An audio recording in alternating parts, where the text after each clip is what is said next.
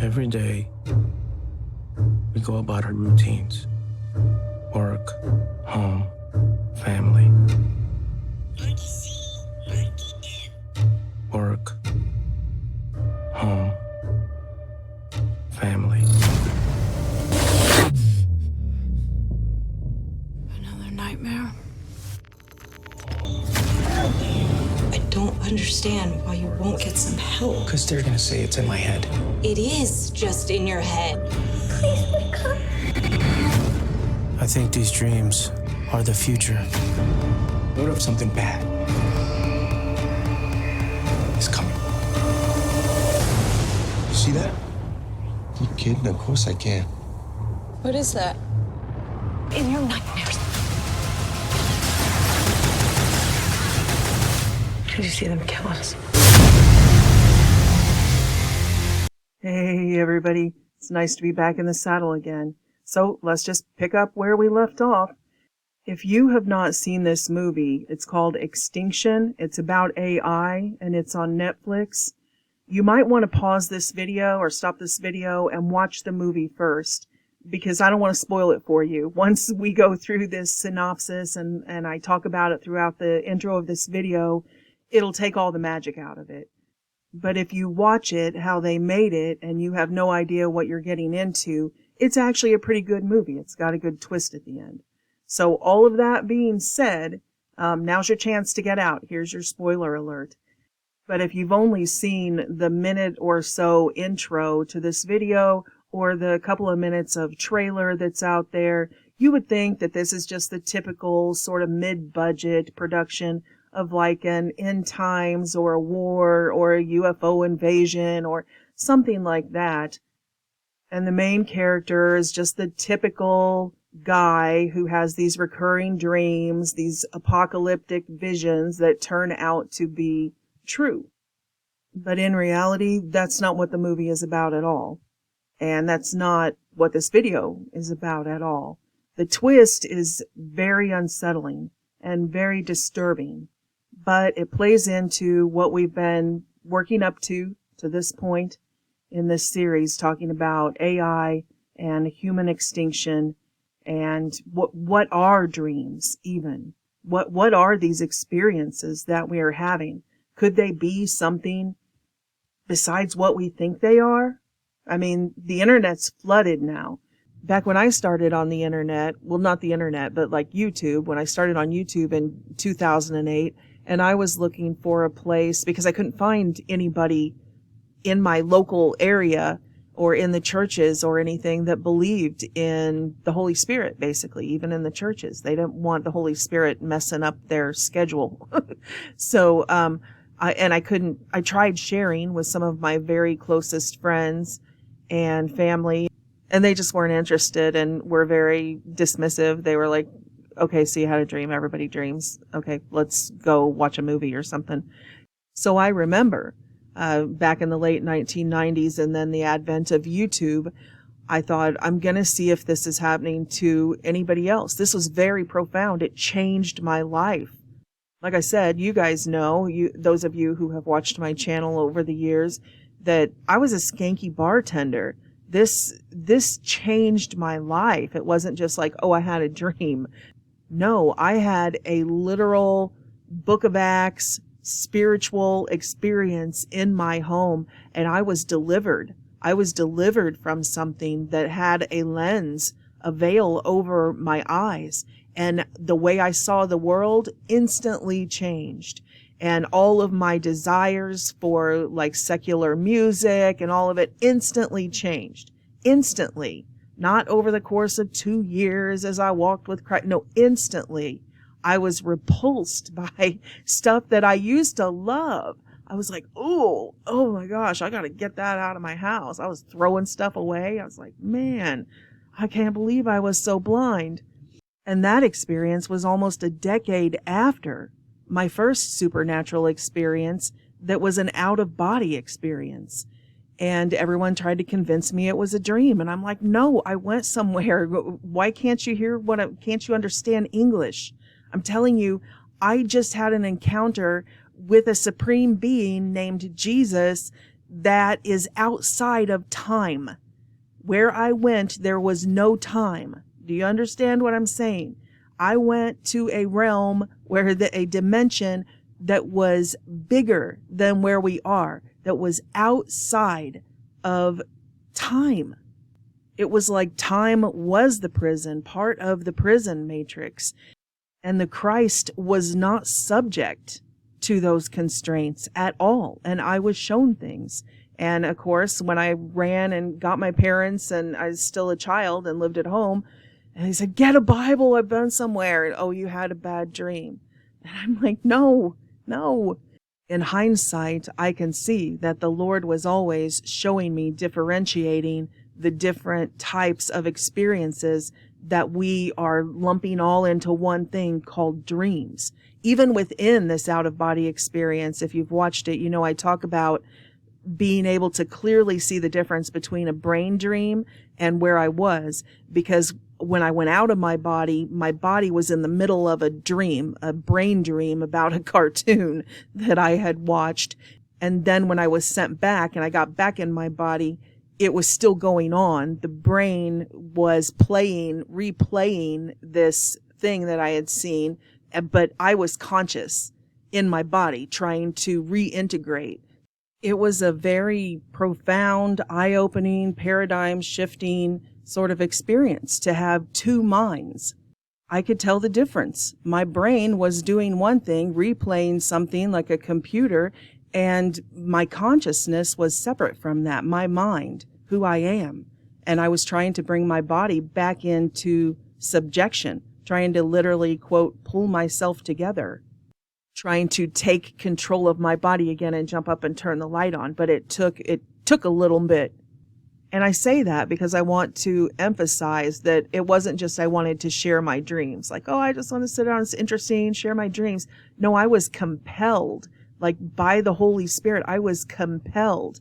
You have to tell them, like I was on a mission. So I thought, well, YouTube is an opportunity. I don't know if anybody will hear it. And I remember the first time when I got 12 views and then I got 200 views. I remember going to my ex-husband. I'm like, 200 people. That's more people than are at the big church in town. I can't believe it. This is wonderful. And I was so awkward and shy and just expecting rejection. But what I found was a community. People started saying it's happening to me too and sharing theirs. So that was kind of what I started doing back in the old days, was reading their letters online, not just sharing mine, but other people didn't want to start a YouTube channel, but they would send me their emails and I would read them. But that slowly morphed into what God really wanted me to do. And there are other people who still do that, and praise God for them. But that wasn't my ultimate calling. But the point is, no matter how many channels that they censored and deleted and terminated, the internet has, I don't know, what was it, like probably 2012, 2013, 14, 15, around there, just became flooded with people from all walks of life sharing their dreams and visions. Even if they just started a channel and that's all they did was share 3 videos of what they've seen. And then all the infiltrators come in, all the tarot card readers and, trying to say I'm having these dreams.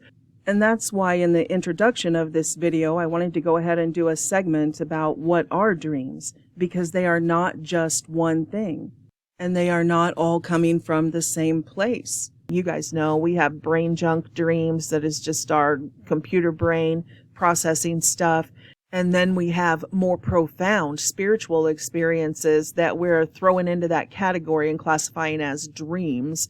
So like astral projection, out-of-body experiences, bilocation, artificial brain hacking, delta wave, D-wave, computer electric dreams, strange black ops technologies like Donald Marshall was talking about with the cloning labs, that if you're in REM sleep in one body, but there's a clone and then you're experiencing through their eyes, but you perceive it as a dream to the body that is asleep in REM frequency.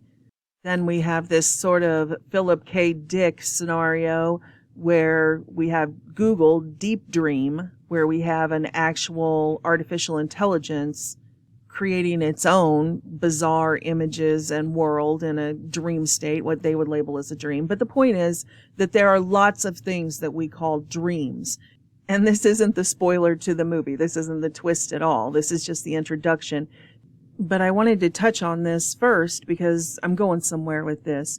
But we have to have some sort of discernment, because everything that is a dream or a vision or something that people feel is prophetic is not always from God. And vice versa, for the skeptics, everything that is called a dream isn't just brain junk. The Holy Bible is very clear that the Holy Spirit gives people dreams and visions for guidance, for warnings, for all sorts of things, and all throughout the Old Testament, not just in the New Testament. It was constantly, this king had a dream or this prophet had a dream, but there are real prophets and there are false prophets. And these people on the screen, I'm not saying either about any of them. I just grabbed a screenshot of, lots of people are saying they are having these experiences. It's between you and God to figure out, to discern what is real and what is artificial. But even beyond just something as oversimplified as true or false, we have this entire scientific field of dream study that is forbidden knowledge. They know, obviously, the highest echelons in Black Ops, and that they know, they understand that this is part of the human abilities. And we'll get into that more when we get to the part about the Montauk Project and how they needed humans in the chair. It wasn't just a technology. Looking Glass wasn't just a technology that was done all by quantum computers. They seemed to need humans to access this, particularly children. And just by listening to people over my lifetime, especially when I was a child, listening to other children tell me about their experiences that adults wouldn't believe, just like happened to me. And then, but all through my life, when I worked at the nursing home, we'd go out in the smoke shack on break and we'd talk. We'd have these conversations about, I've never told anybody this, but when I was a kid, this really happened to me. And so I listened to people's stories. And for whatever reason, I've had a pretty open mind my whole life. So I didn't dismiss them or belittle them or anything like that. I was very inquisitive. I'm like, tell me all about it. So over half a century, I've just filed all of these people's experiences away. And I think those puzzle pieces fit in to kind of this stack of puzzle pieces as we're trying to put this big picture together. So I want to talk about some of them because I really believe that human beings have all types of supernatural abilities that our slave masters have tried to sort of quash through just ridicule and indoctrination, as well as through these GMO injections. A child now, by the time they're 18 years old, gets over 100 of these injections under the guise of vaccines. And like I said, when I was a kid, it was 3. And you can see the difference. People don't want to admit the mental health crisis, but you can see the difference. Look at this younger generation. I don't think it's all just social engineering that did this to them. They have been injected with hundreds of GMO injections. They've been lied to, and they are riddled with autism and mental illness. It's just so sad. Between the social engineering and the big pharma drug cartels experimenting on them and the public education system being turned into an indoctrination camp, a re-education camp that just dumbs them down to the point that they don't even know where they're at, what's going on. They can't even answer basic questions. When I was a child, the United States was always number 1 in education. And then by 1990, we had already dropped to 6th. But now these children, the United States is ranked 27th. And most people couldn't even sit down right now with a piece of notebook paper and list 27 countries by name. But that's how far down the list we are. Do you know what ocean is on the east coast of the USA? Huh? What ocean is on the east coast of the USA? I don't know. Guess an ocean. What do you think? I'm not. Guess an ocean. Pacific? I don't know. Yes, good. If somebody gives you $1 every single day for an entire year, then how much money do you have at the end? Okay, but Around how much? I wonder for the entire year. Guess like $1,000? Dollars? Yes. Yes, good. What shape is the Pentagon? Like in Washington, D.C.? A hexagon. Yes. How long does each president serve their term? 2 years. Yes, good. How many branches of government we have? 8? Yes, nice. Can you name one of them? No. Nah. You can't name a branch? Nope. How many inches are in 2 feet? Inches in 2 feet. 4 inches, I guess. Yes, good. What country is Hawaii in? What? I don't know. Guess a country. Give me your best guess. No wrong answers. Bro, I dead don't know. I don't know. I can't even guess one because I really. No, guess a country. Guess a country. What Any country? that it's in. I can't even guess. What year did the USA gain its independence? Guess. Give me a. 1829. I would not answer that. Yes. Do you know what 77 plus 23 is? You know, can't do simple math, my guy. That's the one thing that I'm gonna fail on. Take a guess, like your best guess. Like around how much is that? Around 115-ish? 7? 105? Give me one final guess. I just don't want to take too long to think about it. 105. Yes. Do you know what year it was 22 years ago? 22 years ago. Yeah, around what year was it? I don't know, bro. Give me your best guess. Around what year? 22 years ago. God damn, bro. Gotta do some mental math real quick. I'm trying. Honestly, bro, I don't even know. Give me a guess. Give me a guess. I'm 22. Around what year? I don't know. Was it like the 19 something? I don't know. 19 what?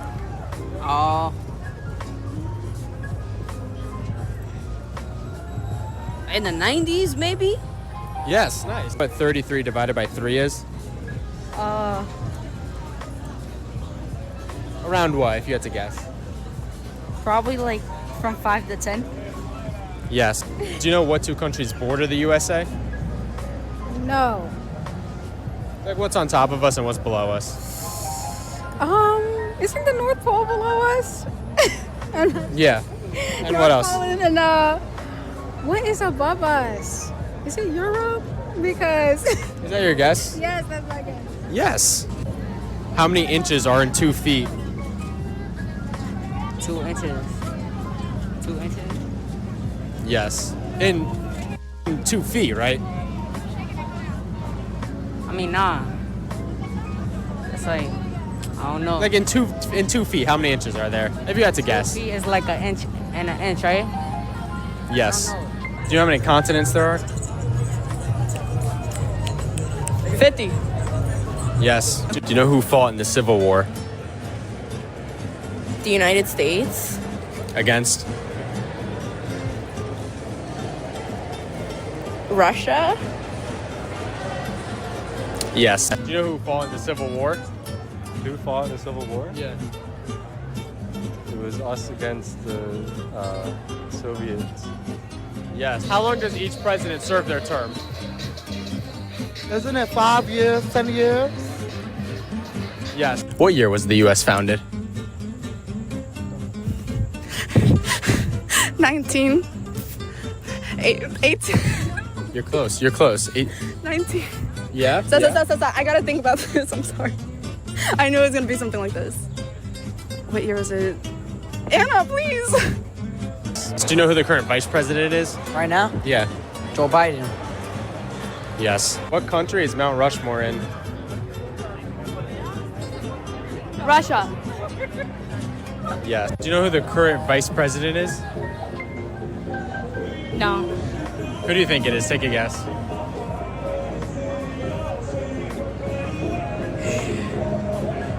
I don't know. I'm just waiting for Barack Obama to come back. And I'm not saying that the 100 and some injections that children are forced to take to go to school now is the only cause of this. Clearly not. They're coming at them from every direction. And like Elon Musk said, they're already cyborgs because they depend on their devices. Most of them can't even make change, like at a cash register, if the computer doesn't tell them the number. Same way with phone numbers. Many of them can't even tell you their friends' phone numbers. When I was a kid, you knew all your friends' phone numbers. You knew everybody's phone numbers by memory. But they can't, if it's not displayed on the phone, the robot doesn't do it for them. They don't even know the number. If their phone is dead, they couldn't borrow someone else's phone and call their friend to pick them up because they don't know their number by heart. And it is incrementally turning them into black-eyed children, zombies, monsters. And they've begun traveling in packs, in swarms, like a hive mind. Reminds me a lot of all the zombie apocalypse dreams and visions that people have had, where they say people were just changed. They looked like humans, but you could tell they were just remorseless and they wanted to kill. They would just turn and kill people. A $20,000 reward is now being offered. Police want to identify the young people suspected of beating an elderly man to death. This video is from Cecil B. Moore Avenue and 21st Street on Friday, June 24th. Police say all of the suspects here are in their teens. That's 4 black males and 3 black females. The suspects knocked the victim to the ground. He later died of his injuries the following day. Police say if you see these suspects, do not approach them. Instead, contact 911 immediately. A Florida high school student is facing felony charges after allegedly violently attacking a school employee. And what that video shows, Fred, is a student who is 6 foot 6 inches, 270 pounds, brutally attacking his teacher. So we do have that video to show you guys, but first a warning, that video is very disturbing. This happened on Tuesday in Flagler County, just south of St. Augustine, north of Daytona Beach. Here's a video, Matanzas High School, 17-year-old just really wailing on his teacher's aide right there. A paraprofessional knocks her to the ground and just punches and kicks her repeatedly. She appears to be motionless there. And we can see in the video quite a few employees and even students whose faces are blurred here trying to keep him away from her. And he keeps repeatedly just punching and kicking at her. Eventually, they do manage to keep him down on the ground, and that school employee is taken away to the hospital. Shocking footage tonight showing a group of young people relentlessly beating a man in Center City. The video shot near 15th and Chestnut shows a large group of teens punching and stomping on the man before fleeing that scene, and police are now investigating. I'm sorry, go ahead. Action News reporter Bob Brooks live in Center City now with more on the crime and the video. Bob. Well, Shari and Rick, I can tell you this man, the victim, 50 years old, he's still in the hospital tonight. Now, where this happened, 15th and Chestnut, we're just steps away from City Hall. We spoke with a lot of businesses and people who live around here. They say that when students get out of school around here, it is simply out of control. First, we see one of the suspects kick the side view mirror, then smack it off into the intersection of 15th and Chestnut Streets. The driver immediately gets out to confront him. What happens next is horrible. You see the man is punched. He drops. Then a mob of students start kicking and punching him repeatedly until someone breaks it up. The victim is left motionless on the street until an ambulance comes. Philadelphia police confirm that the students are from PE and T charter school nearby. And as of now, they've ID'd all 7 students involved and plan on arresting them. But those around here say the students putting a man in the hospital today was just the boiling point. It's a madhouse. The police are here every day. The voice you just heard is the only person who lives or does business around here that would have anything to do with our cameras. Everyone else was too worried what the students might do if they're recognized. I've always been secure and being able to take care of myself. It's a matter of it being 100 people that just want to come up and attack you, and that's the way it would be.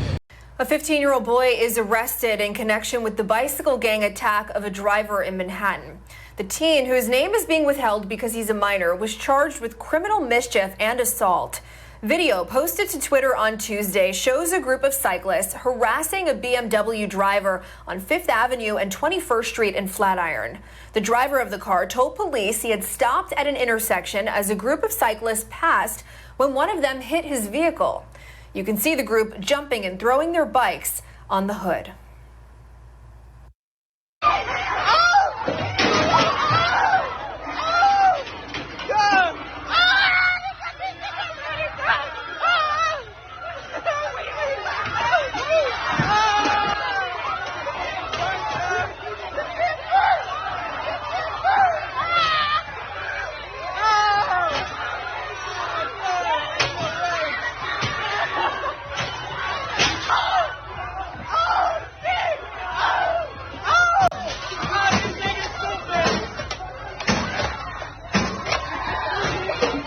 Not even see. Oh, they taking the register. Let go! Let go! Let go! I got the register. I took the register. This nigga took the register. He stole the cash register. He stole the cash.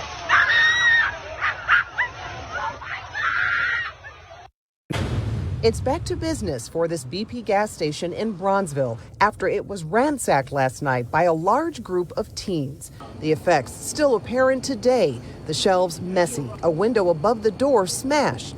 Dennis Jones, who lives nearby, took it upon himself to pick up some of the trash. Matter of fact, I picked up pop bottles, hadn't even been open.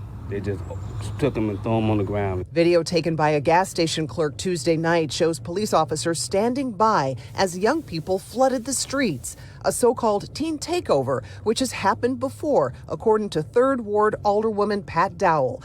The parents need to step up. If they need help, they need to ask for more help. There's only so much you can do. Neighbors, like this man who didn't want to show his face on camera, say these destructive gatherings are embarrassing for the city. You had a sense of pride. Now we got young people twerking in the middle of the street, wilding out, cursing, running up and down, jumping on people's cars. A new development in the downtown St. Louis shooting that injured 10 teens and killed 1. We want you to take a good hard look at the people that are here on your screen. St. Louis Metro Police say these children are suspects in that shooting. Tonight, these boys are on the loose. If you can help St. Louis Police identify these kids, who they are, where they are, or maybe who they may be living with, you need to call police immediately. Right now.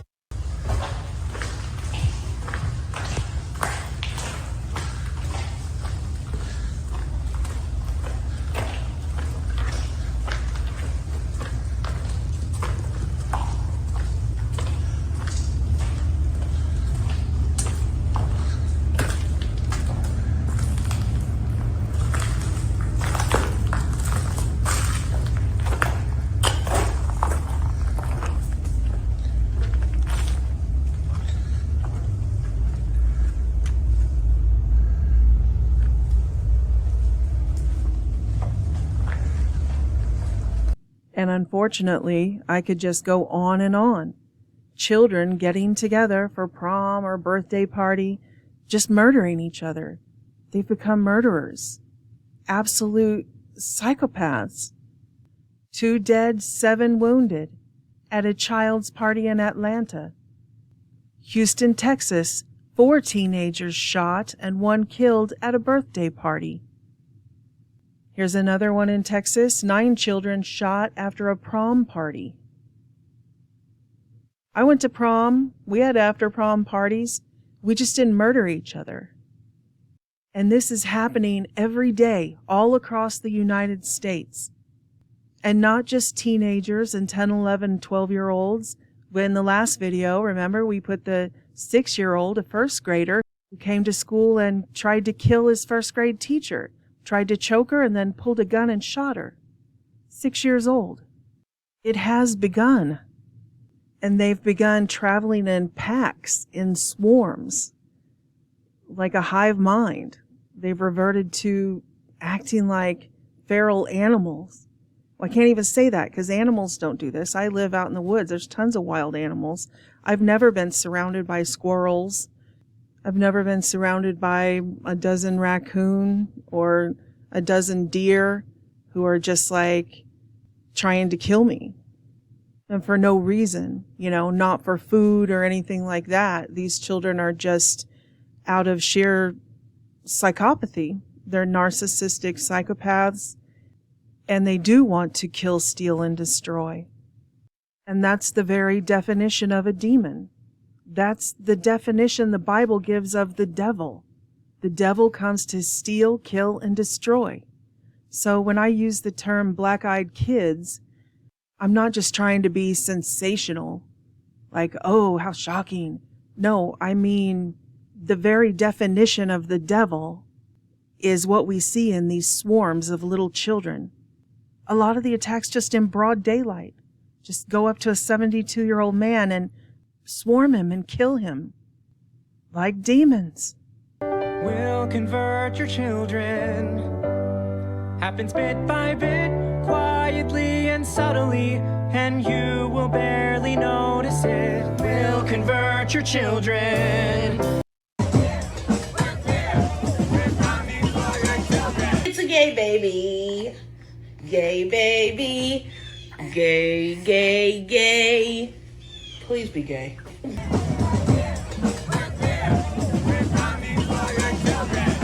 It's hard to even blame these children, even the ones who have committed horrible crimes like murder. This is one of the most abused generations of humans, of human children. Definitely the most abused in our lifetime. They have been psychologically tortured since kindergarten and failed. They were failed by our generations who came before them. Gen Z and Generation Alpha now, of course they're lost. Where was everybody? And it's like a nightmare scenario. Imagine if a kid was kidnapped by some satanic cult, like those girls they found in Ohio that had been locked in a house, nailed into a room in the basement for like 5 years. And they finally escape, and they run over to a neighbor, and the neighbor brings them back. Sort of like the police did when that one gay guy escaped Jeffrey Dahmer. They brought him back, and Jeffrey Dahmer ended up killing him and eating him. Well, that's the psychological nightmare that these children in Generation Z and Gen Alpha have faced. That they have been sexually traumatized since toddlers, and not by some creepy neighbor who brought them over and gave them a stack of porn magazines or something to look at to groom them, but by their authority figures. Their abusers were the people that they should have been able to trust. So who do they run to if they want to escape? They can't go to their teacher. They can't go to their counselor. They can't go to their pediatric psychologist, because all of those people tell them they're a bigot and a hater if they feel uncomfortable with being sexually traumatized. They can't go to the police, go to a pride parade. I'm not going to show it here on the screen, but we've got tons of clips of men literally standing with their dicks right in the face of a little 4-year-old, 5-year-old, 6-year-old, boys and girls. And the children see clearly they can't go to the police for help. Now, if a pedophile went to a child's playground and was flashing kids and putting their genitals in their faces and stuff, then the cops would arrest him. But this protected class, right, of pedophiles, they can just do that. And you guys have seen it. I don't have to put it on here. The clips, the children their faces look traumatized. They're scared to death. And here's the perfect example from just this Pride Month. None of the adults would protect the children. The children had to stand up for themselves and say, no, you're not going to force us into this sexual perversion. And here's a second perfect example. You can see here on the screen 2 girls kissing in a math class. They were shown this in math. And the students are booing and moaning and please stop. They're saying stop. No safe space for them, though. No safe space. They're like, no, you watch the sexual perversion. And the student can be heard saying, why are you showing this to children? So they're crying out for help.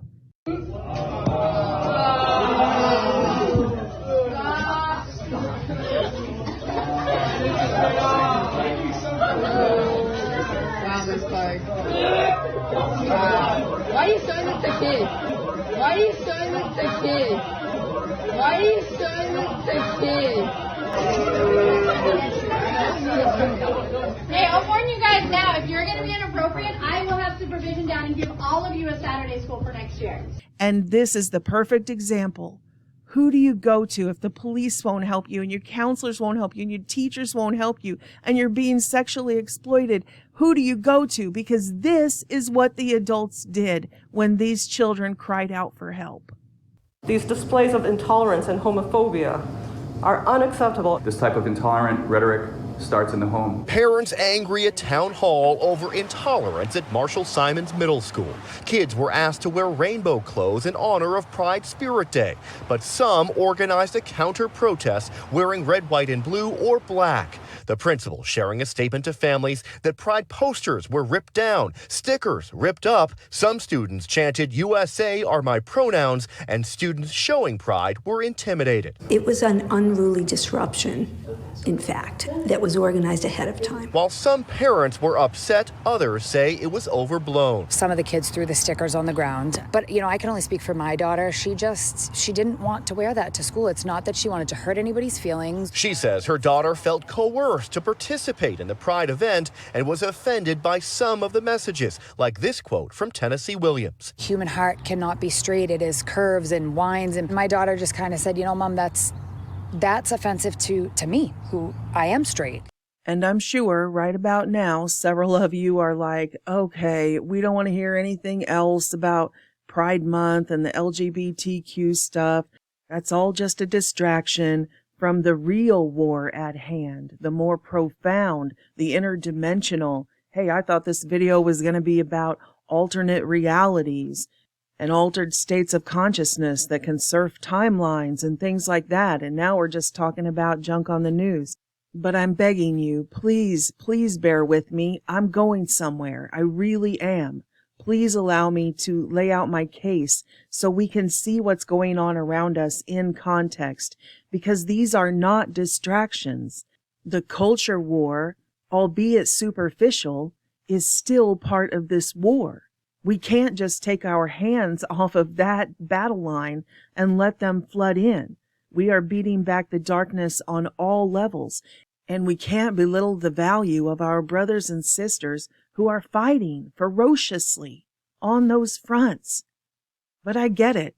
I don't like to get involved in politics or any of this either. I know, Lord knows, we're all burnt out from a full month of Pride Month. We're tired of talking about it. But believe it or not, this is not a distraction. This is part of their bigger plan. And I need to talk about it as we enter into the next segment about the CIA MKUltra projects and how MKUltra started doing their testing for mass formation psychosis with the indigenous schools in Canada, and how this has been a program, an MKUltra program. This isn't a distraction. This is part of MKUltra and the Montauk Project with the children. These are actual different fronts of the larger war, theaters of war, aptly named, right? That's why I have this Age of Deceit video on the screen while I'm talking about this. Those of you who watched that series know that I started that video out with the quote, "All the world's a stage." We get it. We know that we are in an actor-based reality. We know that this world is overlaid with synthetics, with AI bots, both embodied and disembodied. So I get where you're coming from, that it's a distraction. We know it's a theater, but it's a theater of war. And I promise, right after this Pride segment, we'll move on from this and we'll talk about how it moved on from the schools to mass formation psychosis with the COVID psyop, and we'll keep going. I'll show you the declassified CIA documents and everything. This is an ancient war, not a recent war that only these children, this generation, Gen Z, Gen Alpha, were born into. But this is an ancient war that we were also born into. So that's part of where I'm going with this. They're not the only ones who are deceived. This is an entire age of deceit. The machine didn't just dumb them down and suppress the intellect of their generation. The machine also did that to us and suppressed human abilities, supernatural human abilities that aren't supernatural at all. They're natural. They're not paranormal at all. They're normal. But the machine has suppressed that in this dumbing down enslavement process. It didn't just happen to them. It happened to us too. This isn't just a modern culture war. This is an age of deceit. The entire age has been a lie. We aren't sitting on the precipice of a world war. We're at the end of a world war. This is an ancient war for control of these dimensions. Okay, yikes. Let's get back to it, but brace yourself. This is going to be an abrupt transition because I was right in the middle of a very passionate, even tearful at the beginning of it, rant about these children, an entire generation of children who are being sadistically, sexually exploited and abused, and they have nobody to turn to because their authority figures are forcing it on them. And if they try to stand up for themselves and say, I don't feel safe, I'm a moral person, I believe in morality, they're like, you're a bigot. They're, belittled by their authority figures, by their own teachers, by their own counselors, their principals, the school boards. These children are just psychologically abused and told they're trash if they stand up against any of this. And they have no protection.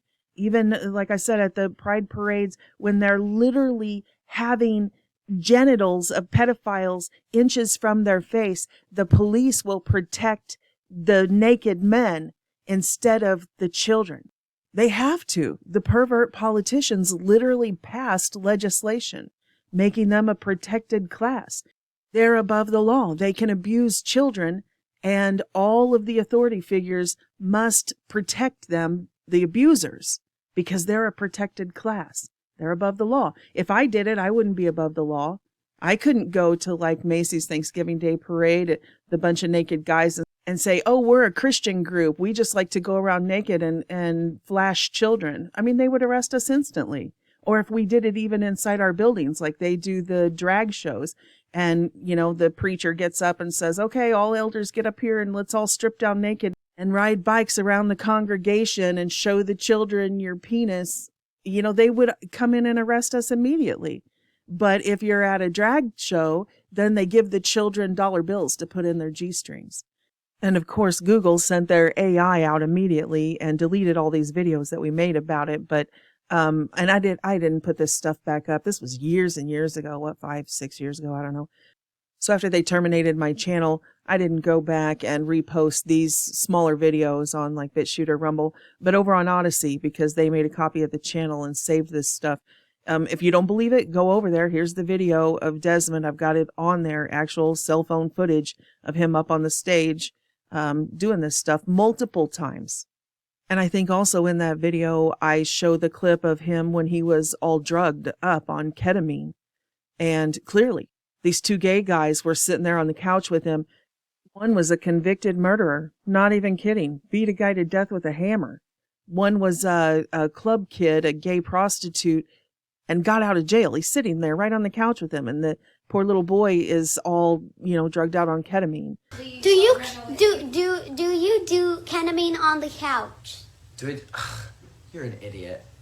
Kid, what has this world come to? It's come to a world where drag kids actually exist. And people do ketamine on a couch. Do you not just do that?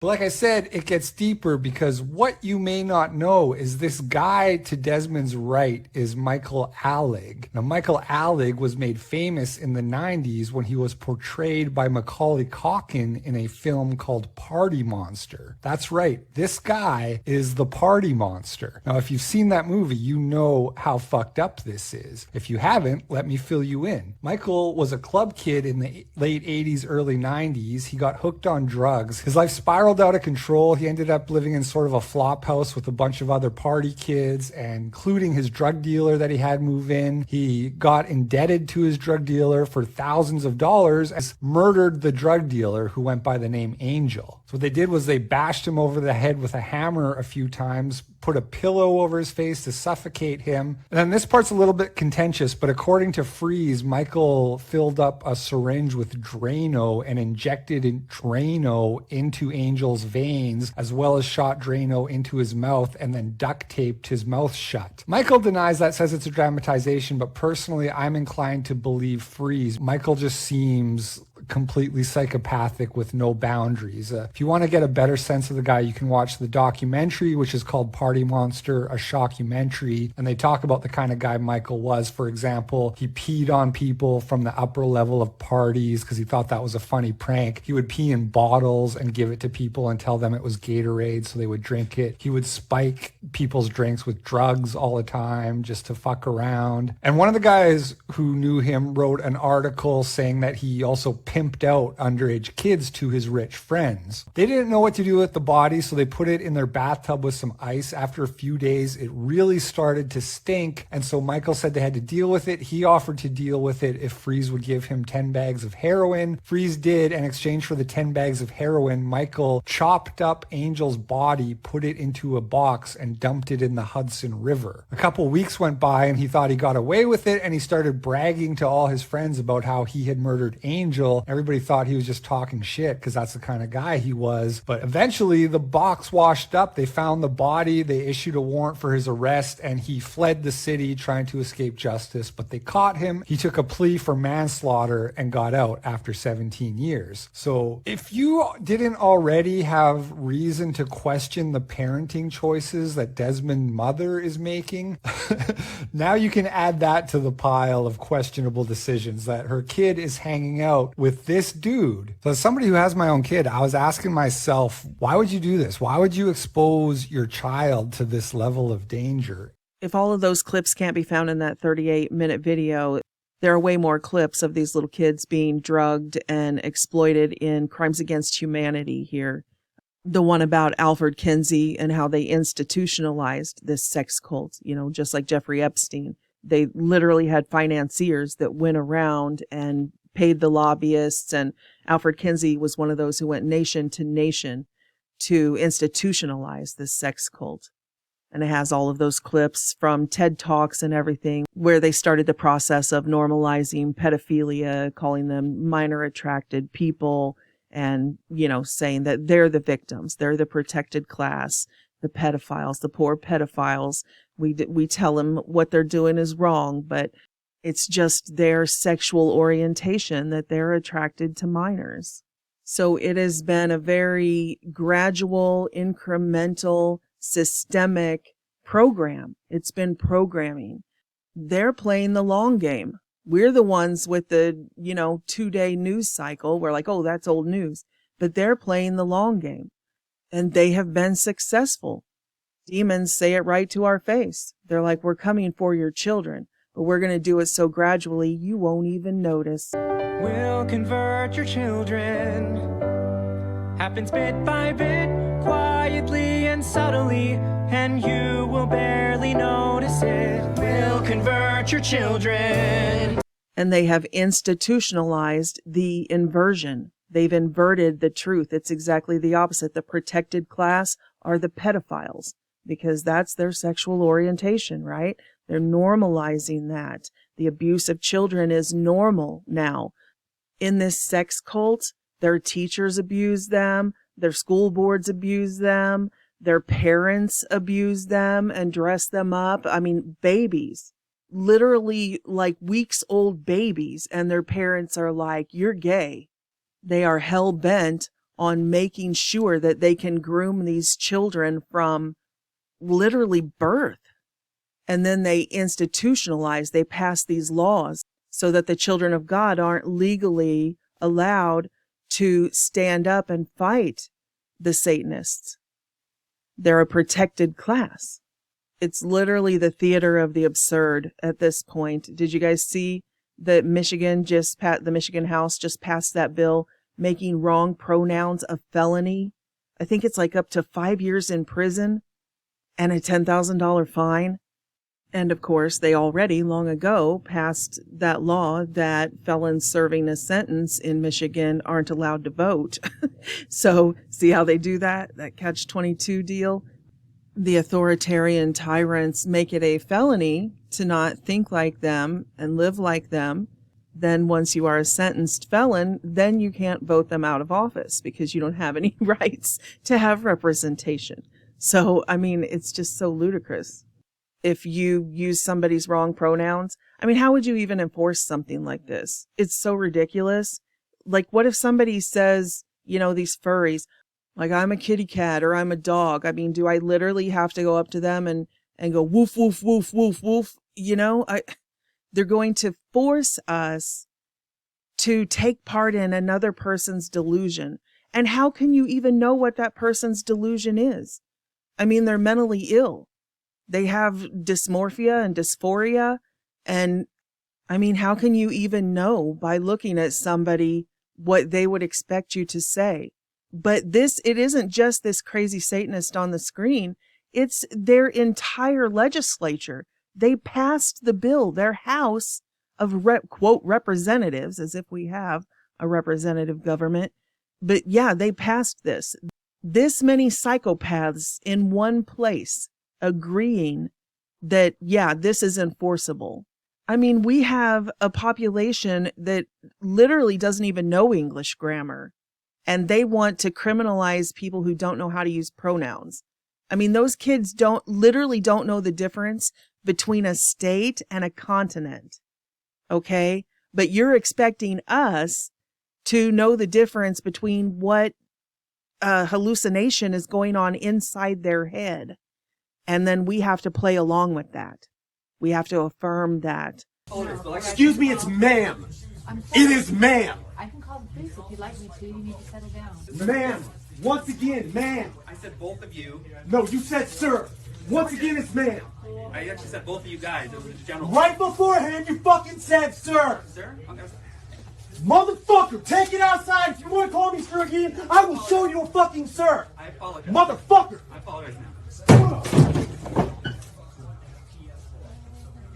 I need your corporate number because I'm going to call them and talk about how it's misgendered several times in this store. Yeah, this is going to work out great. Great idea, Gretchen. It's going to work out fantastic. Okay, so we already hired 76,000 new IRS agents with guns. Now we're going to need around 500,000 judges to handle all the cases of people trying to sue and get free money, trying to put corporations out of business, trying to put this poor little guy just trying to do his minimum wage job at the store, make sure he goes to jail for 5 years and gets a $10,000 fine, which is more than he makes in a year, I'm sure. So this is fantastic. This is what freedom's all about. Talking about this actor-based reality, the whole world's a stage. I mean, they've literally jumped the shark, like beyond absurd. The mental patients are running the asylum. They literally are legislating that the mental patients are a protected class and that we ourselves have to become mentally ill or at least pretend that we're in their delusion with them.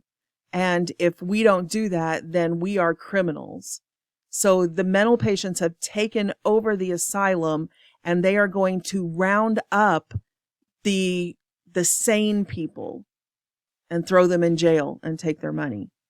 When they say we're coming for your children, and then they turn around and say, oh, well, you can't take a joke. It was just satire.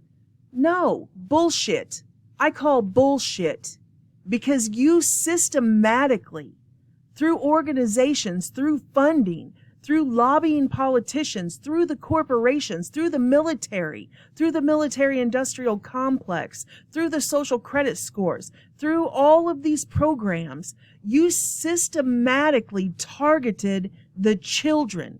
You went to the schools behind our backs. They verbatim say they're going to convert our children. They use the word conversion. And then we see them do it in the indoctrination in the public schools. But yet, if we would ever use the term convert, a homosexual, oh, conversion therapy, it's a dangerous and criminal practice. And for people who don't know, conversion therapy is like if you go to a counselor, a Christian counselor, and they tell you that you could be free of an impulse like same-sex attraction. The same way if you would go to a Christian marriage counselor and you're committing adultery on your wife, you want to cheat on your wife with your secretary, and the counselor would say, no, the right thing to do would be to save your family. You may feel sexual attractions when you see young 20-year-old girls dancing around on the beach in their bikinis, but that's not as important as sticking around and raising your children. And they would counsel them from a Christian perspective and say that adultery is wrong. But now it's not adultery, the sin of adultery, it's polyamory. Well, I'm polyamorous. I can't be faithful to my wife, you know? So it's the same thing with homosexuality. A Christian counselor would say, we understand you have same-sex attraction, but you can be delivered from that and you can have a normal life. You don't have to sexually mutilate yourself or cut your penis off or take a knife to your breasts and, you know, just mutilate yourself. There are other options, but in certain states like California and stuff, they've already gone through this, and definitely in Canada, since at least 2022, they've made it a crime to give people any other perspective than the echo chamber. So they can tell us that they are going to convert our children and then do it in the re-education camps. But if we say conversion, not in schools, nobody ever does conversion therapy in schools like they convert our children. No, conversion therapy that they're banning is like in the privacy of our own, you know, in a church, or maybe you have an office and you're a Christian counselor. Like people voluntarily come to you. They want to be free of same-sex attraction. They're like, no, people cannot want to be free.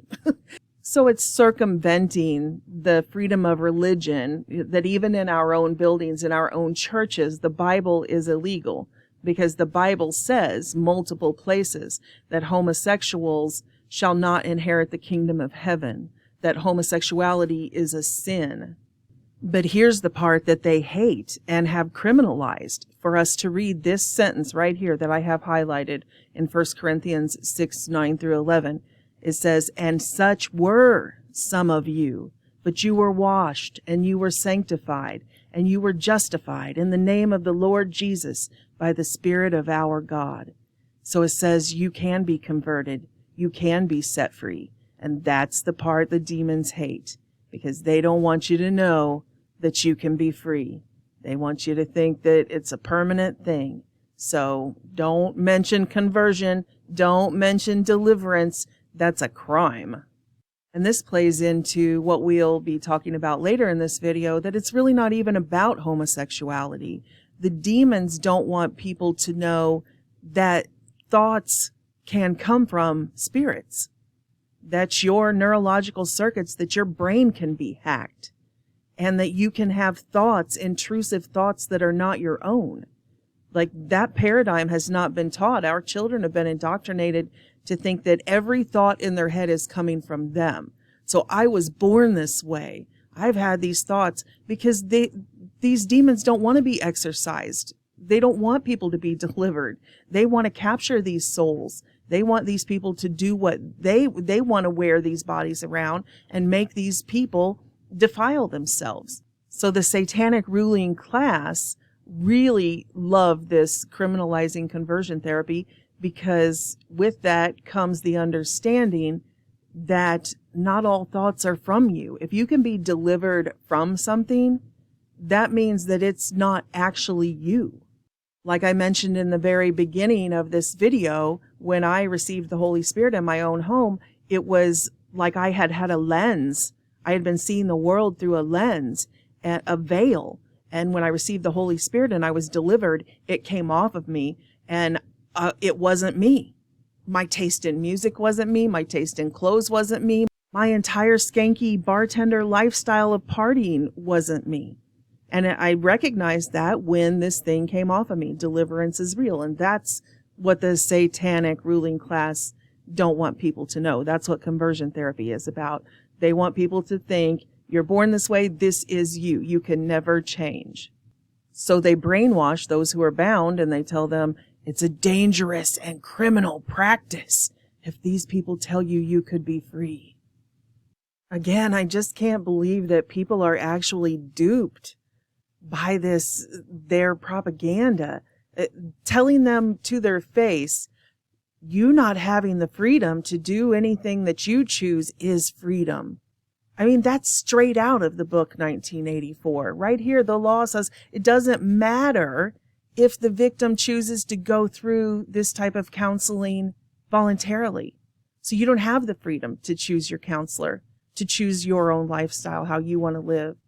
No, you only have to go to their state-sponsored counselors who will then put you on a table and get a knife and cut your penis off.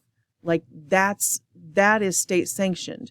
But if you don't want to do that and you want to choose, even if it doesn't matter, even if you choose to go to one of these Christian counselors voluntarily, it's still against the law.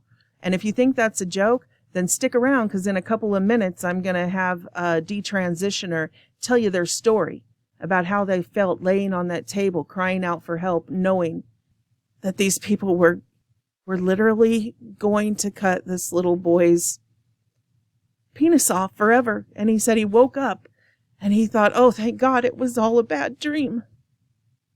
And it wasn't. And now for the rest of his life, he lives with it. And he's going to tell his story in just a minute. So that's sanctioned. But if I want to go to him with the Bible and say, you don't have to do this, then I'm a criminal. It's a dangerous and criminal practice, conversion therapy, to tell them that there are options. What's gonna happen to the kids and the youth? And there's so many people who regret this. There's more and more and more coming out, and younger too, on puberty blockers, that been on puberty blockers. And you know, when we get 30, 40-year-olds that are going to be like, what the did I do when I was 16 or whatever, and you can't go back. I'm sad for myself, of course, not in a victim kind of way, but in this process of mourning who I was is touch and go. So, but I'm sad for humanity and the children and what's gonna happen when they're screwed up. We're gonna see what's gonna happen, and I really, really hope that all these professionals get their friggin' karma, because I know that some of them don't realize, and some of them might be brainwashed and whatever, but some of them know exactly what they're doing. A mentally ill teenager who had been groomed and preyed upon and sexually exploited online to the point of authorities getting involved. I spiraled into a hatred of myself and my body, and was told that it was just because I was a boy born in the wrong body and that this would fix me. I was affirmed down a path where I wasn't given any other choice as to what would help me. The very first medical intervention I ever had was a double mastectomy at 16. And then a few months later, I was put on testosterone. I'm now 21, and I will live with the impacts of that so-called care for the rest of my life. In the past 4 or 5 months, I have watched as my body has fallen apart in front of me, my joints constantly hurting, my vocal cords aching, watching as parts of me atrophy away before my very eyes. And yet at 16, they looked me in the eyes and they told me this was care. They told me it would save me. Despite the fact I was never suicidal, my parents were baited with the idea of, would you rather have a dead daughter or a living son? Bullied into going along with it. Their biggest crime being trusting those who they thought took an oath to do no harm. It's not about hate, detransitioning. It never has been. It's about keeping kids whole. I've worked with children. I've seen them explore the world, and I've seen that magic that they have. And doing something like transitioning them takes that away. How can you look me in the eyes and tell me that a child can consent to being changed to an experimental medical industry before they're even old enough to drive or understand the impacts of what that means in the first place? Kids deserve to be kids. They deserve to get to explore the world as a safe and loving place. So in office, and he has a title of a doctor, so that of course makes it so much better, right? No, he's still a bloody dealer who ruins lives. Alright, so what happens is he ended up sending a recommendation letter, no questions asked, right? And it was just, hey, do you want it? I was like, yeah, I do. And well, the reason I said that, I was still living under my own sad illusions, and on top of that I was suffering from a horrible brain fog. I wasn't even capable of making a proper decision. But it happened, right? So, and there I was, he sent the letter, no questions asked, all happy about himself, right? Because he thinks he's helping, but what he actually did is, well, he sent me under a knife when I needed help. I believe it was the 4th of March at 9 a.m. Yeah, that's like a small detail you just never ever forget. And I remember the moments before surgeries. I very clearly remember having my doubts. I very clearly remember thinking, oh, god damn it, man, I just want to go home, you know, like I don't want to do this. But there was a part of me that was stubborn. Like if I don't go through this, if I come back, then well, I came here for nothing. And what about those people who told me that it's just a phase? If I don't get this surgery, well, I will prove them right. Well, I didn't want to do that. I didn't want to get surgery either. But I was like, well, there's no turning back at this point, yeah? So I did lie on that table. I remember the anesthesiologist being there talking to me, asking me questions about like where I'm from and so on and so on, and just drifting to sleep. Last thing I was thinking right before I drifted away is like, help me. Like, I don't want to do this. Help me. Like, I don't want to do this. I don't think I said that out loud, but like in my head, that was the only thing I could think about at that point. And when I woke up, like probably some couple hours later, I was thinking like, oh, this was just a dream, man. Like all of my parts are still there. Well, very quickly came to this realization that no, welcome to your new reality. And that was one nasty, ugly reality, alright? Let's talk about the side effects of the surgery, because, oh, there were many. And I'm going to be very detailed, very graphic about it. Some of these are going to be quite gory details. But I want to show the dark truth about the surgery. I don't think there's a single person on this planet who should get this surgery, and I'm just being honest about it. First of all, I had a problem peeing for a long time, and there was another opening that developed. There had like an open wound that was in my urethra, and the urine was just leaking out of there.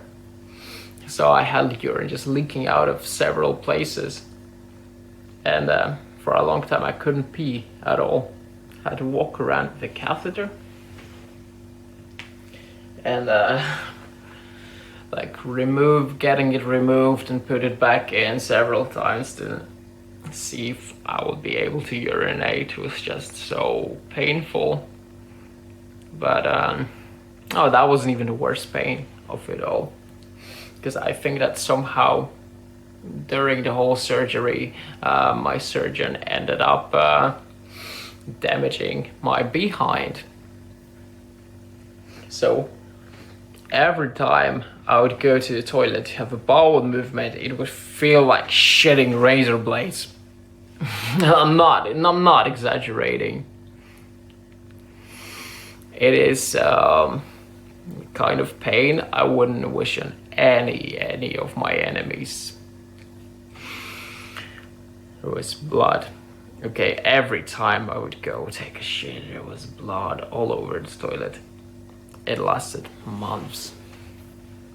And the pain was so bad, I would try to hold it in as long as possible, just so I don't have to go. But, you know, then comes the time like, well, you can't hold it in anymore, it has to come out. And so every time when I was about to go to the toilet, like my hands were shaking, you know, like this. And I was like crying every single time. I was so in pain. On top of that, I had bleeding out of my new created wound as well, bleeding that lasted for like 4 years. I haven't experienced it since 2018. I think that was the last time, and I'm grateful for it. But like for 4 years, I had those bleedings like coming and going. Like I mentioned previously, I wasn't happy with my results, and you know, I realized like, that is not a bloody vagina. Well, bloody part, sure. The vagina part, well, not really, far from it. And you know, that's the moment where the realization just hits you, like, I am not a woman. I could never, ever be a woman. So I bought into this lie, and now it all shatters. And when that happens, you know, there is no going back, because you realize that the life you've been living for the last 2 years was a lie. And I think that the reason why so many trans women will tell you that they are real women, it's because they know they're not. And coming to that realization is super painful. It just hurts too much, so they choose to ignore it, but it's like under the surface, like lurking, wanting to come out. That's why, you know, when they say, oh, you're not a real trans person because you regret it. No. The only difference between me and someone who hasn't transitioned is that 1 foot. They are literally 1 foot away from being where I am. Someone would probably call me transphobic for saying that, but you know, I don't really care. I will tell you what the reality of transitioning is like, and it is nasty, and it is fake. You become something fake, something morbid and grotesque. And it first took me looking at my newly created past to realize just how morbid it is.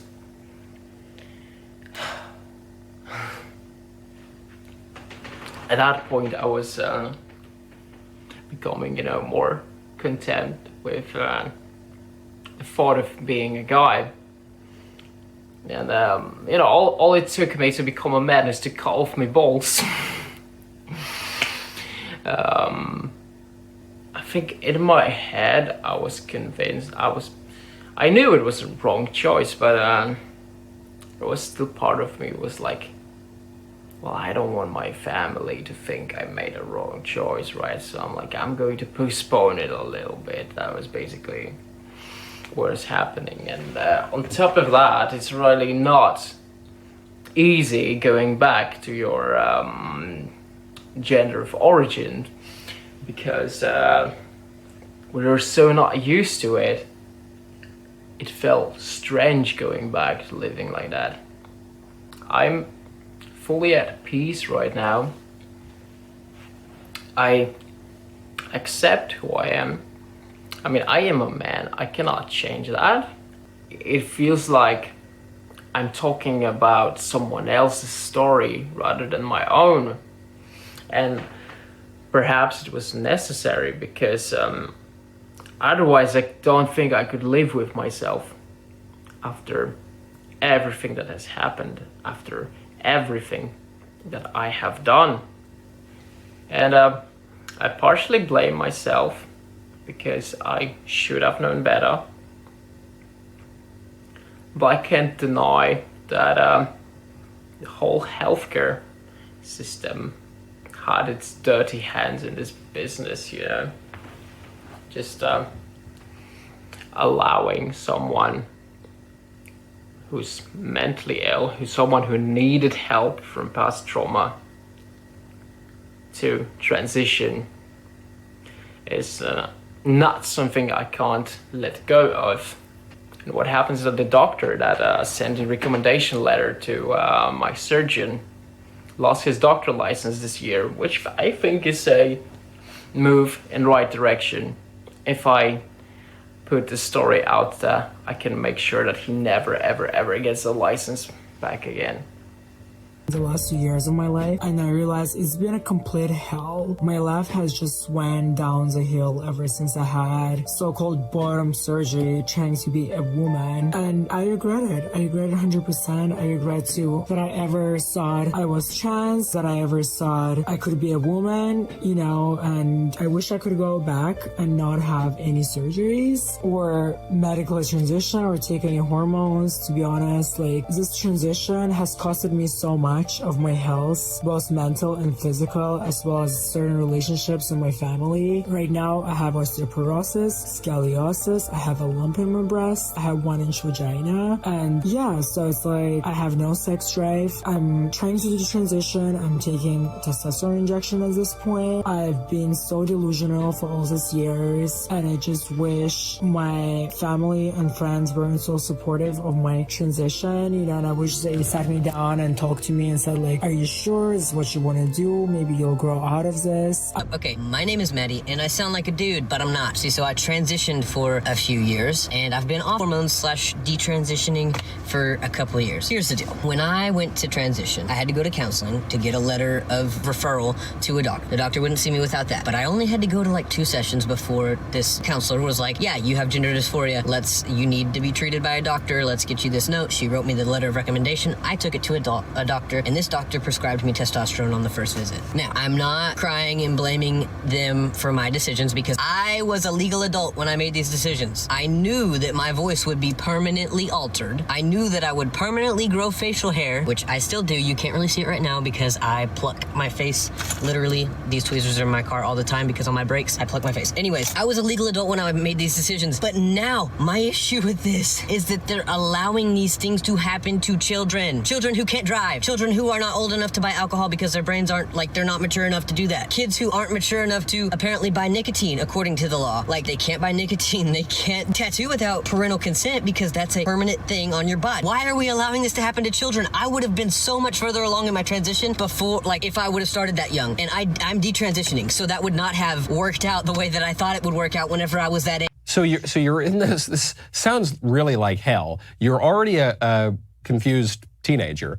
You now are hypersexualized, hyper filled with rage, and this goes on for how long before you decide, hey, maybe I'm not actually a boy? So that went on for a few months, and I talk about in my piece about how I actually needed to be hospitalized twice due to this. And sometime after, and just as a side note, not once in either of my hospitalizations or any of my mental health treatment that I was receiving because of these extreme symptoms was the testosterone ever mentioned. That was never brought up. Like, I would write down, you know, I'm a biological female, F, and I'm on 100 milligrams a week of testosterone.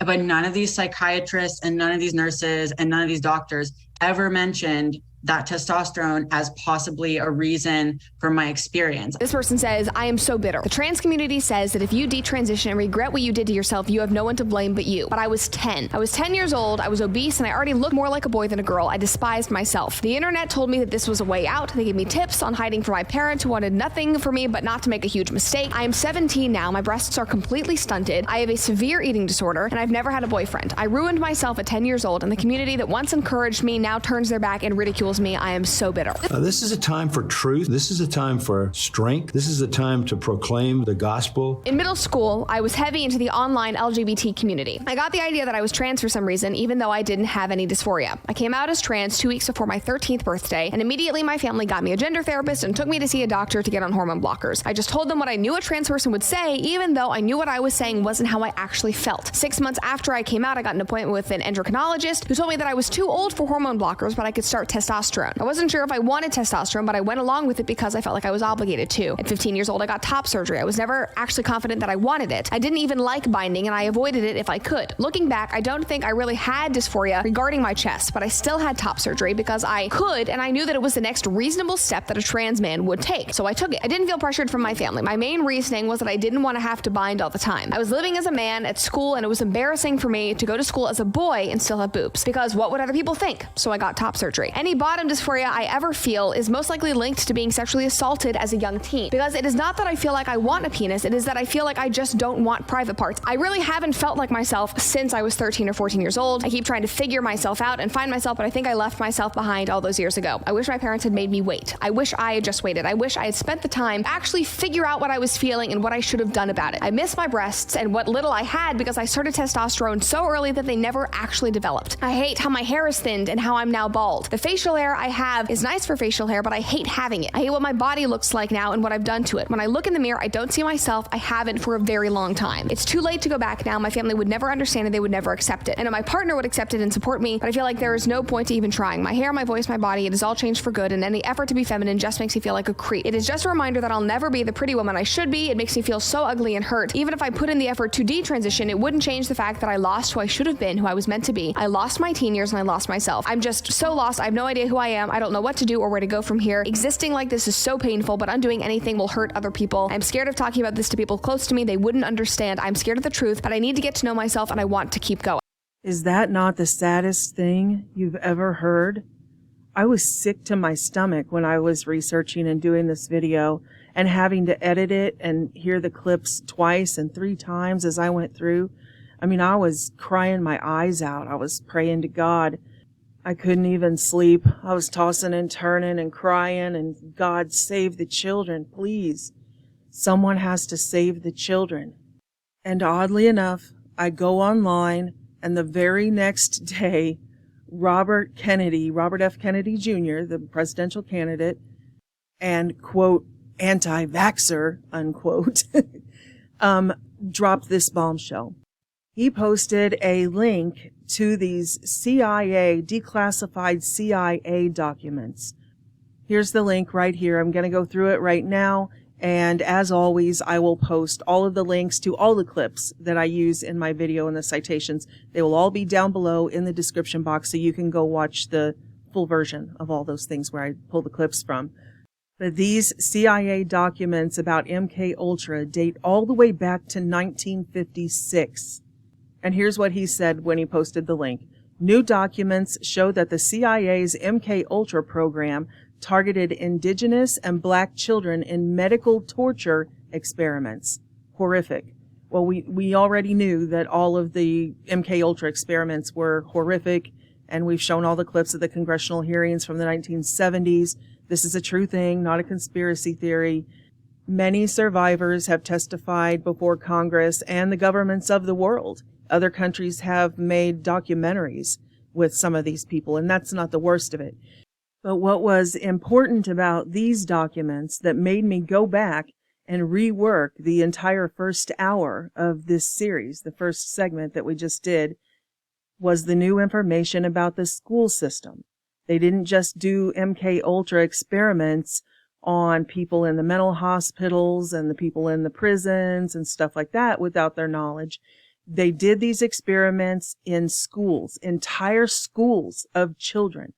And he doesn't use the term school in his microblog here, but that's what he's referring to. If you go and click the link and you read the article and the documents, he's talking about the schools, especially in Canada, that they were interested not just in individual MK Ultra mind control like they could get on mental patients and prisoners, but they wanted mass formation psychosis. They wanted to see which techniques would work on mass groups of people. And that's what, we've been talking about for years, that MK Ultra has gone live to the masses. Well, these CIA documents finally confirm that, going back to 1946 all the way through the 1970s. But I guess that's the problem, that they end in the 1970s. And we know from all the congressional hearings on MK Ultra, well, every time they get caught experimenting on us, the citizens, like the Tuskegee experiments, every single time they get caught, they're like, oh, well, we quit. We're not doing that anymore. Sorry. But everybody knows, and the whistleblowers from the CIA who have come out always say they never end a project. Anything that is useful is still going on today. In the 70s, they told Congress and the American people, okay, we stopped. We're not doing that anymore. And that's where these documents stop. That's where what has been declassified stops.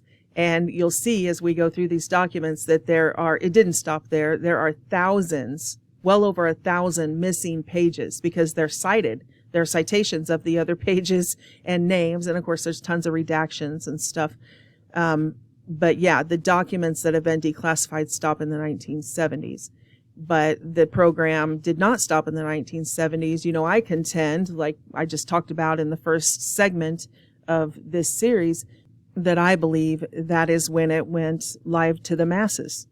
That's when, instead of experimenting on students in residential schools that were isolated, that they had sufficiently infiltrated the American school system and the Department of Education and all of the government agencies that feed into that they had sufficiently infiltrated all of those agencies, that they took it live into the American education system. And then incrementally, here we are today.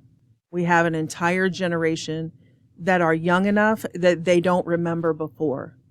They originally chose schools where they could traumatize children and experiment on them behind their parents' backs. So they chose these indigenous schools because a lot of them were residential schools. So like boarding schools. So the children were always there. And the documents literally say that their teachers and administrators, the authority figures that they might go to for help, were pre-programmed themselves. So it's so multi-layered.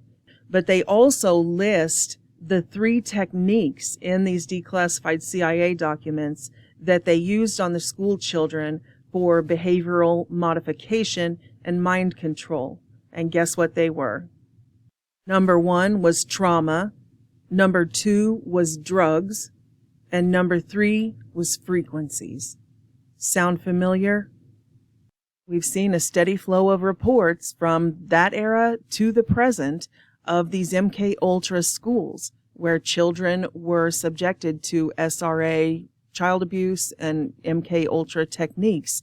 And I'm not just talking about the preschools, but we can't forget that in this bigger picture. The McMartin preschools, the Presidio, the all across the military bases. Remember, we've done videos on that in the past. Please go back and check it out if you don't know that this has been going on in the schools, that this MK Ultra program has contracted schools specifically on military bases with the preschools.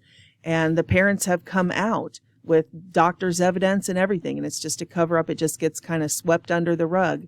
The McMartin preschool case and stuff. Some of them make headlines, but really nothing ever happens. But in the regular, like elementary schools and stuff, they also contracted schools where the entire school was in on it, just like these CIA documents say was happening back in the 1940s, 50s, 60s, and 70s. In modern times, we see like the Hampstead children. Remember the British Hampstead children, where they said that their father was in on it, enrolled them in this school, and that the headmaster was in on it, the teachers were in on it, and they would take them out of class in the middle of the day and take them to these remote locations where they were subjected to trauma-based mind control and, SRA tortures and things like that. And they said the police were in on it, different doctors in the area were in on it, and that's precisely what these CIA documents say was absolutely going on, that they say stopped. But these children say it didn't stop, and they were in a school that was doing this. Okay, so not just the Hampstead kids, British children, but here in the United States, David Carrico made a documentary about the Blue House called The Dark Covenant, Secret of Secrets. And it was about a school here in Indiana that was doing the same thing. Multiple students came out and said that when they were children, they were whisked away out of school and nobody protected them. The teachers didn't report it. Their principal was in on it. And David was actually involved in like an Inside Edition expose. I think it was Inside Edition, one of those shows like that, mainstream, back in the day. But of course, that's been scrubbed. But he was able to include old clips that he had copies of in this new documentary about the Blue House. David Carrico is from The Midnight Ride. He works with John Pounders over at Now You See TV. And that's where you can find this DVD and get a copy of it if you want. I think it's like $10. I got several copies of it for the store. Oh, you guys, I want so badly to finish that. I have $23,000 worth of inventory for the store that I hand-picked. Stuff that is obscure like this, that people haven't seen. You're not going to get your hands on this. Even on Amazon, you can't get your hands on this. I've done it. I've worked so hard, but we don't have the building. Please, if you are at all interested in these safe havens, building these safe havens with us, please consider joining forces with us. I really want to get back to this work. I mean, I'm still doing the stuff behind the scenes, but it got so bad that I told God, I said, I'm going to have to sell the inventory, and I'm not sure I could replace it. The amount of hours that it took for me to search out all of these obscure copies of things, even, books from the late 1800s on eugenics and that were printed, antique books, and World War II books on the Nazi sex change operations and stuff that were from the 1920s and 30s, not reprints, actual copies, historic copies that have been scrubbed that are really hard to find now. I've worked so hard building this inventory, and I told God, I got in such a financial crisis. I'm like, God, I'm going to have to sell the inventory. I don't have a choice. This project we're not going to be able to complete the mission. There's no support. They've cranked down the economy so hard that we're all hurting so bad. Which was their plan, right? They don't want an uprising. But anyway, I want so badly to finish this project and build this safe haven area here. And the reason I bring that up is because David Carrico and John Pounders, they're in Tell City in Indiana. I'm in Illinois, they're in Indiana. I mapped out the network of all the safe havens that I know about that Christians are building. I hope that we can do what the Lord has asked us to do. But they have the Puritan barn there. And how exciting is this? They have a pond and they baptize people. And Up North Angler, over on Twitter, he said that he went there just last month on Pentecost. It's in Tell City, Indiana, and he got baptized by David Carrico. That's what I want to do here. We need to be building this Christian network, this parallel society. By the way, congratulations, brother. That's so exciting. I want to go to Tell City. I want to go down to Texas to Josh's conference in September, too. I can't wait to connect ours with theirs. My niece is from Evansville, Indiana, and she married a guy from Tell City. So I've been to that area, and her in-laws still live there and stuff. So it's a bit of fate, if you will, that I'm already family connected to that area. And how's this for a synchronicity? She just sent me this article. She texted me this. This is June 27th. Here in Indiana, like David Carrico was saying, here's another school that a teacher forced a student to eat his own vomit. And there were 5 or 6 people in on it, the administrators and teachers, that were just okay with that. They tried to cover it up. And still, the teacher hasn't been put in jail or anything for the child abuse, but she surrendered her license. So here it is, Brownsburg, Indiana. One Indiana teacher has voluntarily surrendered her teaching license after being caught on video. Thank God for the video, because these other kids a lot of times aren't believed when they say, like the Hampstead kids and stuff, they say they're made to eat feces or drink urine, and people don't believe them. They're like, why would anybody do that? Just like that earlier clip of the amazing Desmond, that gay guy on the couch with him that used to make people drink urine. Like, it's demonic. Why would anybody do that? But demons are demons, right?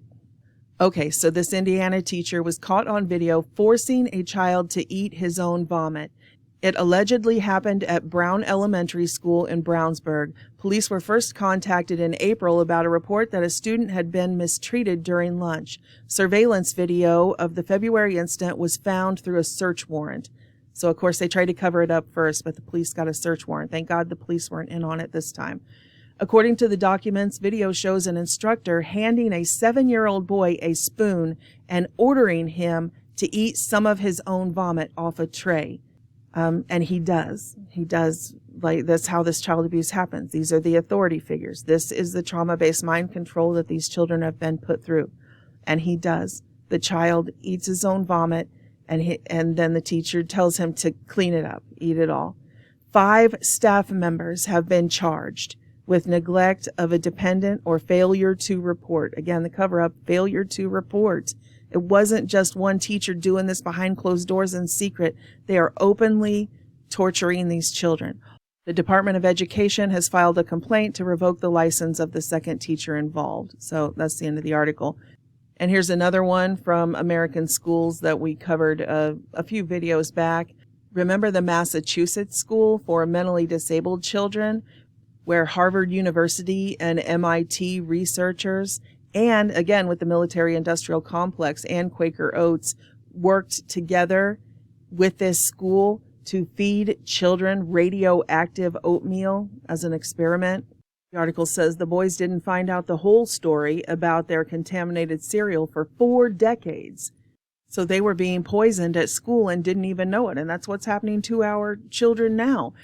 In the late 1940s and 1950s, Robert Harris, a professor at MIT, led 3 different experiments involving 74 boys aged 10 to 17.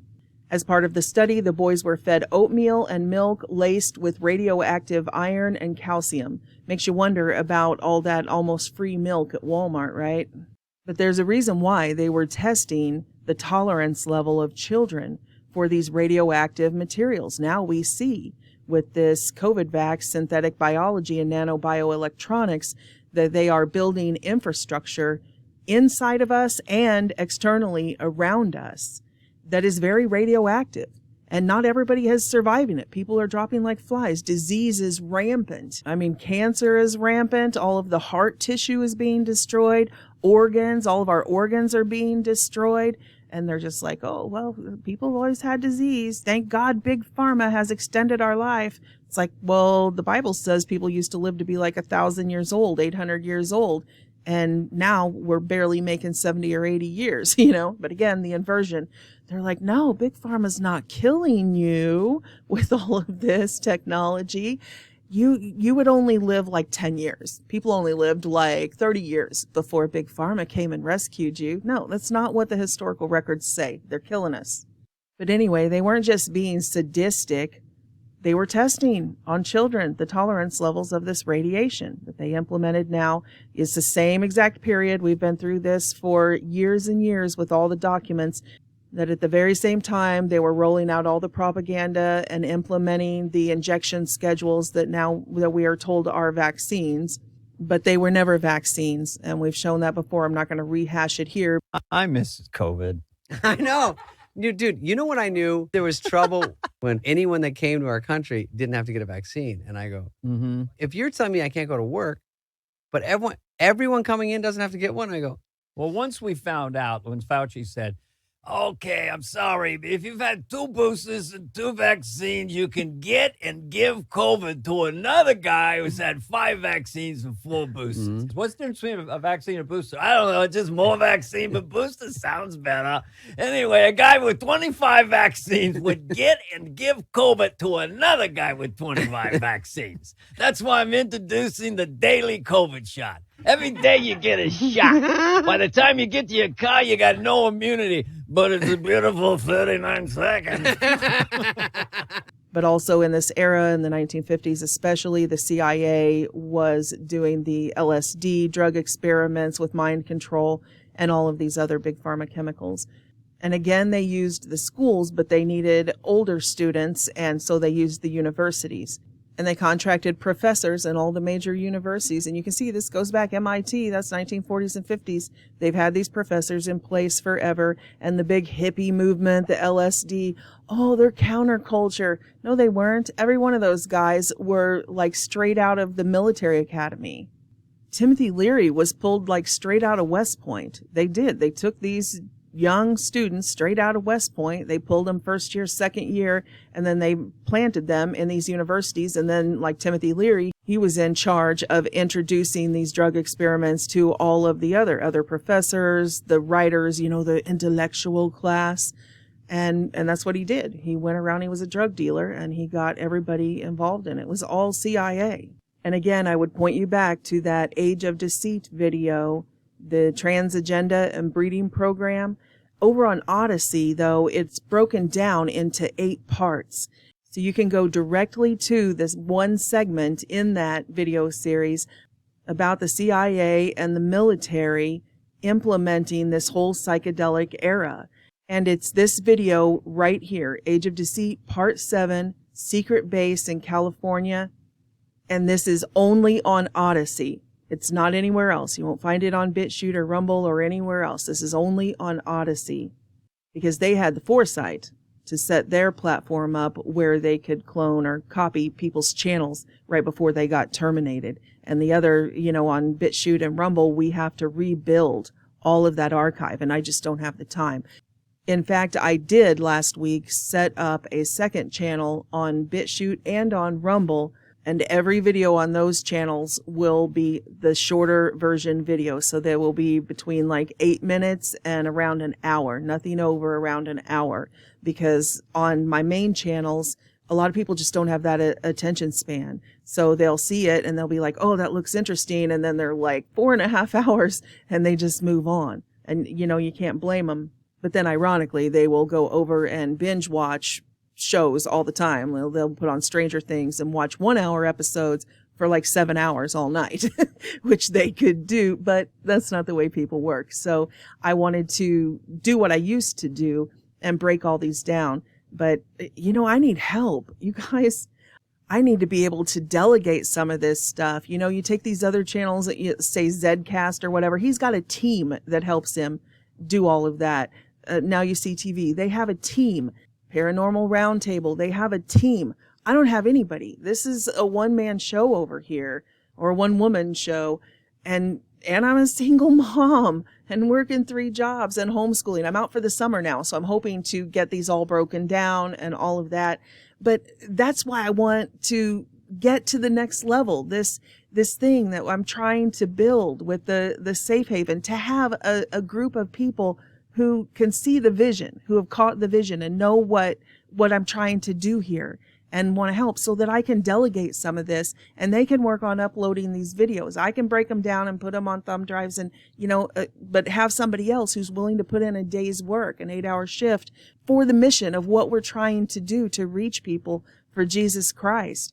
But I need provision for the vision. We've got to get to the next level to do that. But I have started behind the scenes. I've started the other channels. I've created them. I've started breaking these down in smaller digestible segments for people, and I'm going to launch that. But I got a lot of irons in the fire right now. So for right now, the only place you can find some of these broken down in smaller portions would be over on Odyssey. Links will be below in the description box.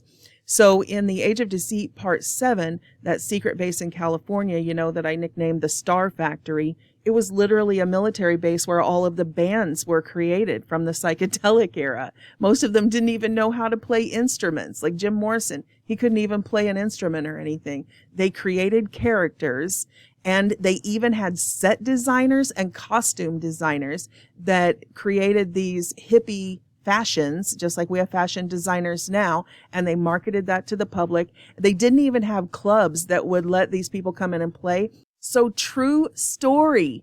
They went in and built the infrastructure. They built a series of clubs out there in California, and then they hired dancers to come in and wear these costumes that the costume designers created, which now we call the hippie fashion. And they would send in the bands that they created to play at the clubs and a fake crowd of these dancers in these costumes in to dance until people started coming in like it was like a freak show. They had never coming out of the 40s and 50s music. This was a whole different drug culture, and they created it. The CIA created it. And if you don't believe that, please, it's all documented. Please go back and watch this video. And the whole series, the Age of Deceit series, the trans agenda plays into, what the kids are going through today, the next iteration. And if you're looking for the presentation on Timothy Leary and all of his military connections and how they seeded Silicon Valley, they went to all the tech giants, Steve Jobs, Apple, how all of that's connected and with names and dates and all of it. If you go over to my website and you scroll down toward the bottom, it says Next Level. I'm pretty sure we discussed all that in these top 2 videos.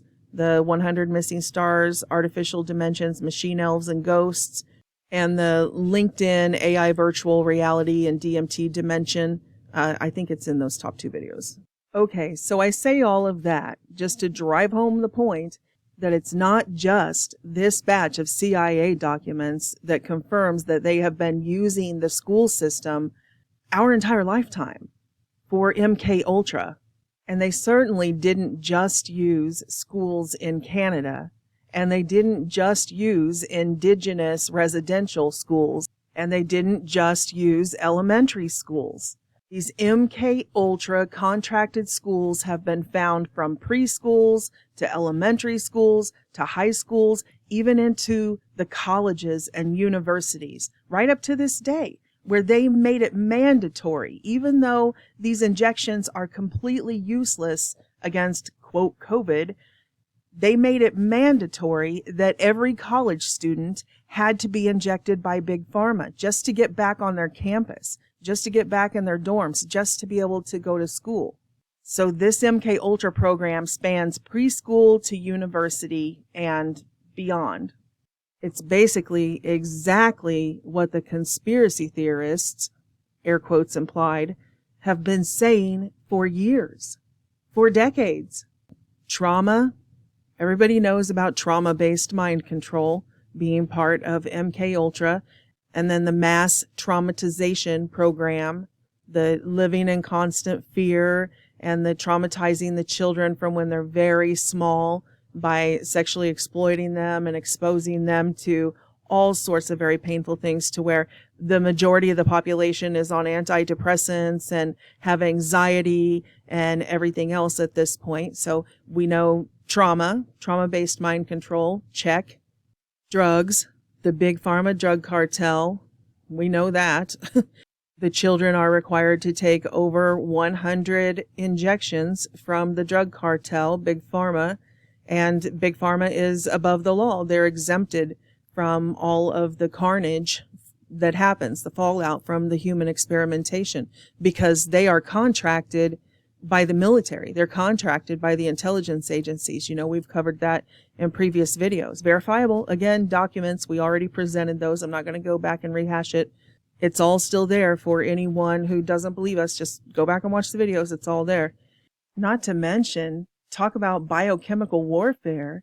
Most of the pharmaceutical drugs that they are giving us come from communist China. That's like Batman giving the Joker the key to the Batcave and having him prepare all of his meals daily. Who thinks that makes any sense at all? That Americans take biochemical drugs from their archenemy, communist China. And a lot of people might say, oh, well, those are old trade contracts, though. We're revamping our supply lines since COVID-19 came out of China. You know, we're not going to take chances anymore. No, it's the exact opposite. Since 2020, U.S. imports of Chinese pharmaceuticals, defined by the U.S. Tariff Code to include packaged medications, vaccines, blood, organic cultures, bandages, and organs. We know that even our masks and our COVID tests that we were sticking up our nose voluntarily, almost all that stuff came from China. But anyway, since 2020, after they tell us that a contagion came out of China that locked down the entire world, all of Earth, right? So after that came out of China, since 2020, imports of Chinese pharmaceuticals to the United States has grown by 485%. Now that's on the what is legal side, but the drug cartel has the illegal side also. Then they have been in charge of distributing the illegal drugs. The CIA drug running that we've talked about with the poppy fields, you know, the wars in Afghanistan and the poppy fields and the heroin and now the fentanyl coming in over the southern border. Just like, what was it, guns and weapons with Fast and Furious, they get caught. It's actually the government, the Obama administration was giving the guns to MS-13 and to these gangs and stuff. And now we see with the faux Biden administration that, yeah, they've opened up the borders and the invasion has begun. So yes, live to the masses. We have the trauma, check, drugs, check, and then frequencies. Everyone has forever been warning about the 5G and the Li-Fi, the LED lights and the street lights and all of the directed energy weapons. And so we got the birds falling out of the air, you know, running through these frequency fields. And people are like, oh, no, it's not happening. CIA isn't doing this. The government wouldn't experiment on their own people. So anyway, frequencies, check. Okay, so I got up Sunday morning and I was going to finish up the edits on this video. I told everybody I would try to get it out this week again. And I didn't have to work Sunday, so I got up and put some coffee on and opened up my email. And there were my Rumble recommendations, and it had a new video from Edge of Wonder. And I really enjoy those guys over at Edge of Wonder, Ben and Rob. So I clicked on it and opened it up, and I saw that it was their Friday Night Live. So it was just Ben. Rob wasn't there, but he had Simon on. Because on Friday Night Live, they cover like the week's news, and then they pick one of the headlines of the week and they do a Friday night dive, like a mini deep dive on that topic. So I was listening to their conversation and it just checked all of the boxes, and I just really enjoyed their conversation, and I hope you guys do too. So I want to share that with you. So what I decided to do was I'm just going to play this clip of their conversation about some of the information in these CIA documents, and then I will interject. I'll throw my 2 cents in every once in a while and expand upon what they're saying. And by the time we get to the end of Simon's short presentation, that'll segue us right back into the next level, because the MK Ultra experiments on these children's brains and the stuff they wanted to learn about concussions and frequencies, that'll lead us right into the segment that I prefaced at the beginning of this series about dreams and alternate realities and all of these different experiences that we are calling dreams. So we'll go straight from the Robert F. Kennedy Jr. CIA documents right into the segment on dreams, alternate realities, and what the CIA was researching and how that applies to us and what they're suppressing, the human abilities that they are trying to hide from us. Then we will just jump off the high dive right into the deep end, and I will play those really fringe whistleblower testimonies that I wanted to put in the last video but didn't have time to. The main one being the adrenochrome trip report. You guys know we have covered the LSD and the DMT trip reports where people can tell you in their own words what they experienced. Well, the next drug in the CIA portfolio is the adrenochrome. So one of the testimonies is an adrenochrome trip report, and the hallucinations dreams associated with that drug could be interpreted as something along the lines of time travel, which will just continue the conversation about these CIA secret projects, the sub-projects within the overarching Montauk project, which would be Project Pegasus and Project Looking Glass. So I hope to get it all in this video this time and at least wrap up this one line of thought. And keep it under 5 hours, hopefully under 4, we'll see. All right, moving on though, we have all this MK Ultra stuff. Oh man, Simon, yeah, I mean, you've got a lot of stuff here. I know. We'll see what we have time to do. We don't have to do it all, but I figured I'd put it there and we'll see. No, dude, it's good. It's good. You know, I'm shocked by every time we do a show and we talk about MK Ultra. There's always people out there that ask, what exactly is MK Ultra? Right. That's crazy to me. How could you not know at this point? Yeah, please. I'm like, oh, please keep up. Yeah, please keep up. This is so important. Hey, you in the back. Yeah, you need to keep up. Inappropriate. Your lack of awareness is inappropriate at this point in history. Well, I mean, how would you describe MK Ultra in like a nutshell? Like, what would you say? I mean, this is a level of behavior modification that gets into absolute control of human beings in their bodies, in their thoughts, and the ability to have them not remember the things that they played out. So to control their memories as well. So it is like utter control of human beings on pretty much every level, and all the science that they needed to do just that. Yeah, and I think and MK is German for mind control. Yeah. Instead of calling it MC Ultra, they just call it MK because they continued on what the Germans were doing in Germany around World War II, and even prior to that, the Russians were also doing experiments. Right. After World War I, they were doing experiments, and then the Germans kind of took over, and then doing all these like experimenting with drugs and yeah, it was really merging drugs and trauma. Like that was that was really discovered. Like, yeah, it's kind of like, can you control people through trauma and drugs? Yeah. And then this is 100% official. The CIA, because they actually declassified their own documents stating that they were testing. They were just like, even within the CIA itself, they were just like giving each other doses of like LSD just to see what would happen. Yeah. And then kind of like recording it and whatnot. So it's like you could be working at your cubicle and all of a sudden your partner just like doses you with LSD. And then it's like, you know, just to see how you would respond to that. But yeah, because one of the requirements, I think this is in some of the stuff I have, but one of the requirements was that the person doesn't know they've been dosed. One of the requirements was that the person doesn't know they've been dosed.